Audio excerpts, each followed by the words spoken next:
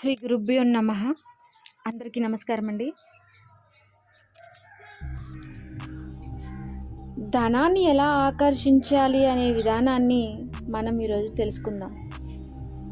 ఎక్కడైతే సంపద పట్ల గౌరవము, వినయము ఉంటాయో కేవలం అక్కడ మాత్రమే ధనం అనేది ఆకర్షింపబడుతుంది.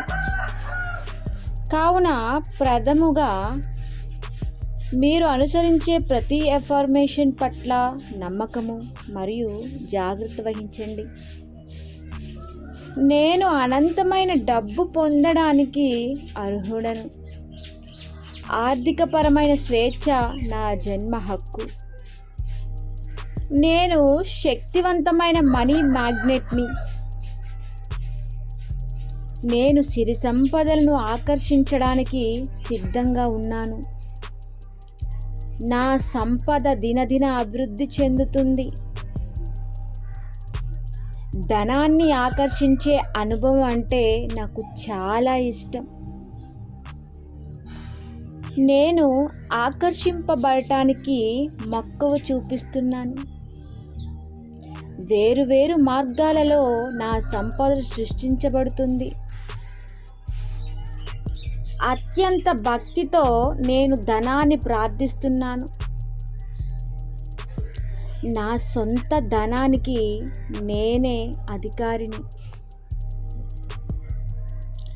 నా చేత ఎల్లవేళలా మంచి మార్గంలో మాత్రమే ధనం అనేది సృష్టించబడుతున్నాయి. నేను సంపాదించే ప్రతి రూపాయి పట్ల గౌరవభావం కలిగి ఉంటాను. నా అవసరాలకు తగ్గ ధనము, సంపద సమృద్ధిగా ఉన్నాయి. నా సంతోషం కొరకు, అలానే చుట్టుపక్కల ఉండే మంచి కొరకు నా ధనం ఎల్లవేళలా సహాయపడుతుంది. విశ్వం నన్ను సంపన్నవంతుడిగా మారుస్తుంది. నా ప్రతి ఆలోచన అభివృద్ధి చేయటం కొరకే సహాయపడుతుంది. ధనాన్ని ఆకర్షించడంలో విశ్వం నాకు తోడుగా నిలుస్తుంది. విశ్వశక్తి ఎల్లవేళలా నా చుట్టూ ఉంటుంది. నా జీవితానికి నేనే సృష్టికర్త. I am richest person mentally, physically and spiritually.